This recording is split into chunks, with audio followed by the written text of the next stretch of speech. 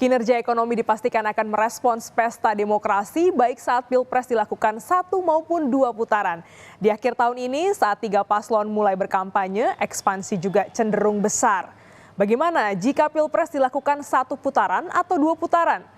Bank Indonesia menjelaskan Pilpres yang berlangsung 1 atau 2 putaran dipastikan akan memengaruhi pola investasi.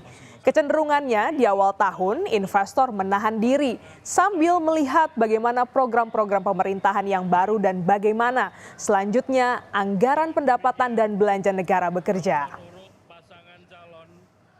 Kami melihat di akhir tahun ini adalah ekspansi yang cukup besar karena biasanya menjelang periode awal sebelum pemilu itu triwulan sebelum pemilu, misalnya awal tahun sampai triwulan 1 tergantung pemilunya ya, itu biasanya agak stop. Kenapa? Karena tadi ini ada nanti akan ada 2 presiden dan kemudian ada menteri yang berbeda. Jadi biasanya mereka cenderung sedikit menahan. Jadi impactnya apa ketika 1 putaran 2 putaran? Ya mungkin pola konsumsi pemerintah, pola investasinya ini akan sedikit melambat di triwulan 1, triwulan 2. Dan ketika nanti pergantian misalnya presidennya nanti berbeda, tentu bagaimana dia melihat program-program atau apapun itu yang disiapkan di dalam APBN 2024-nya.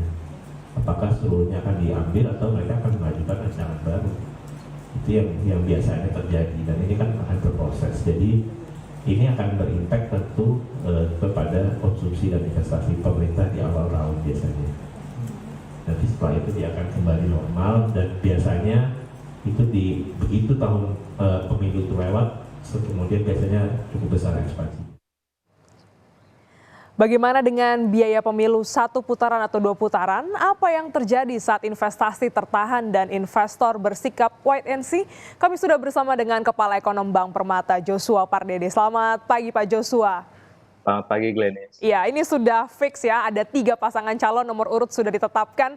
Bagaimana dampak ekonomi Pilpres jika terjadi 1 atau 2 putaran terhadap pola konsumsi baik dari sisi pemerintah maupun juga rumah tangga, Pak Joshua? Ya, kalau dari pemerintah pusat, Kementerian Keuangan menganggarkan kurang lebih sekitar 71 triliun ya untuk anggaran pemilu 2024. Dan ini bertahap penyerapannya dari 2022, 2023, dan 2024 tahun depan.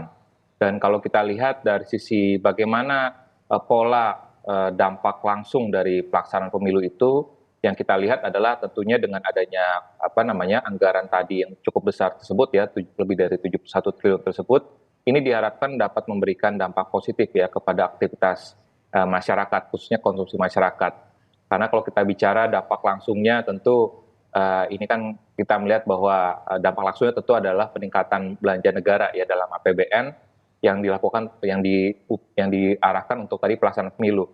Yang kedua juga kita melihat ada dampak tidak langsungnya ya apabila yaitu melalui tambahan pendapatan masyarakat dan juga lembaga non-profit rumah tangga ya sebagai akibat dari kegiatan kampanye tersebut ya. Dan tentunya pada saat aktivitas kampanye misalkan ya ini kan dari sisi lapangan usahanya ya ataupun produksinya, misalkan seperti penyediaan atribut, lalu pengumpulan massa, itu kan juga akan mendorong ya permintaan terhadap misalkan produk makan minuman, lalu industri tekstil dan juga produk tekstil, akomodasi, logistik, transportasi. Jadi tentunya kita berharap bahwa di satu sisi aktivitas pemilu tersebut akan bisa menggerakkan konsumsi masyarakat, namun dalam tayangan tadi juga sampaikan bahwa investasi memang akan cenderung terlambat ataupun akan cenderung tertahan ya, dikarenakan pada umumnya khususnya investor asing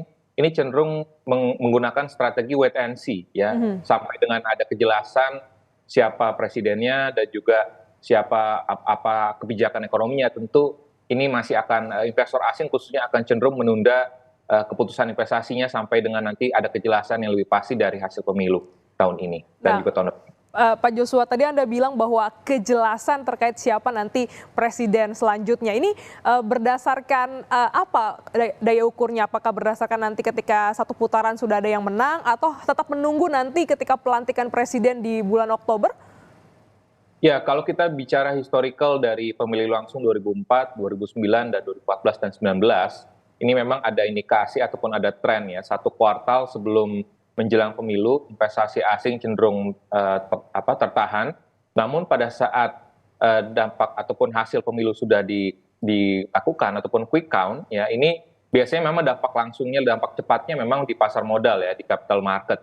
Namun biasanya tidak lama dari hasil pengumuman itu pun juga satu kuartal setelah pelaksanaan pemilu, satu atau dua kuartal setelah pelaksanaan pemilu, investasi di sektor real pun juga akan cenderung kembali rebound. Ya, dan ini sebenarnya kalau kita lihat dari realisasi investasi PMA ya dari kuartal 1 sampai kuartal ketiga tahun ini masih menunjukkan tren cukup positif ya. Dan kalau kita bicara juga misalkan di dalam pasar modal IPO ya di pasar saham sampai dalam bulan Oktober tahun ini sudah mencatatkan sekitar 52 triliun. Padahal kalau kita lihat di tahun lalu pada bulan ini masih relatif kurang lebih hanya sekitar 31 triliun. Jadi memang ada dampak cukup mix ya dalam pelaksanaan pemilu 2024 mendatang ini.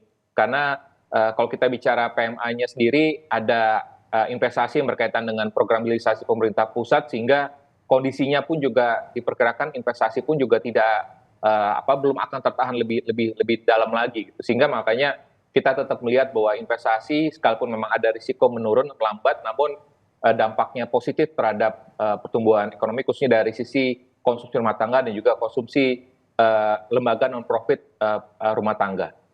Setidaknya satu kuartal setelah pengumuman itu baru bisa rebound ya untuk investasi kita. Nah, kita bicara lagi terkait dengan ongkos ya yang begitu besar.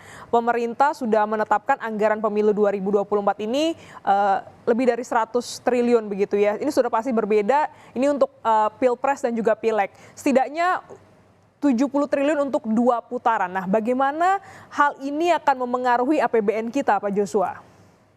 Ya, kalau dari sisi APBN tentu pemerintah sudah mengalokasikan anggaran pemilu tersebut ya. Dan kalau kita melihat mengapa cenderung lebih tinggi anggaran pelaksanaan pemilu di tahun 2024 ini dibandingkan dengan 2019 yang lalu, tentunya ini ada beberapa faktor ya berkaitan dengan misalkan ada kenaikan terkait dengan honorarium badan ad hoc, lalu juga ada kenaikan honorarium dari sisi kelompok penyelenggara pemungutan suara gitu. Jadi memang itu ada faktor-faktor yang mempengaruhinya. Namun kalau kita bicara terkait dengan bagaimana kesehatan dari APBN, kami tetap melihat bahwa defisit fiskal pemerintah akan tetap terjaga ya di bawah 3% terhadap PDB, sekalipun memang tadi ada alokasi anggaran secara keseluruhan ya untuk Pileg dan Pilpres ini sekitar 71 triliun, dan ini sudah dianggarkan ataupun sudah diserap dari sejak 2022 yang lalu, tahun ini juga tahun depan.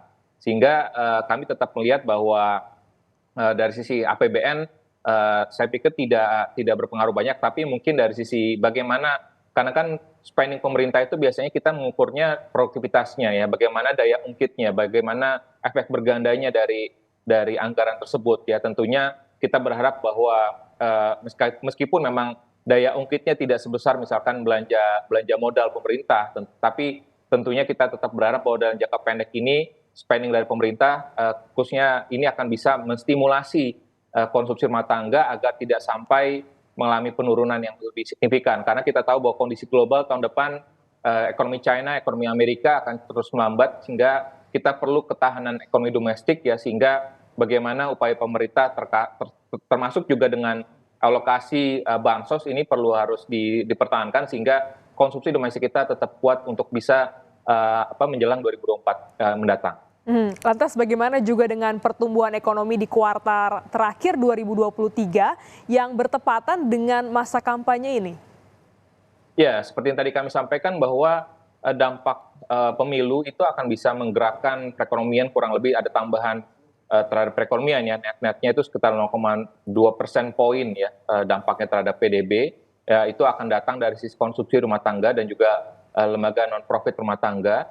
Nah, namun juga kami melihat bahwa di saat bersamaan ya, kalau kita melihat momentum ataupun realisasi belanja pemerintah sampai dengan September yang lalu, ini dari sisi APBN pemerintah masih mencatatkan surplus ya, dan kemungkinan memang di kuartal keempat ini akan ada belanja pemerintah yang cukup tinggi, terutama untuk belanja bansos ya, untuk memitigasi misalkan dampak dari El Nino ya, sehingga kami berharap bahwa dampak dari penyerapan belanja pemerintah pusat yang relatif akan dan juga pemerintah daerah yang biasanya juga lebih tinggi di kuartal keempat, ini dapat bisa memberikan stimulasi juga ya kepada konsumsi masyarakat dan bertepatan juga dengan pelaksanaan kampanye tadi yang tadi kami sebutkan di awal bahwa ini akan tentunya berdampak juga kepada bagaimana menggerakkan perekonomian ya baik dari beberapa sektor tadi yang kami sebutkan seperti itu.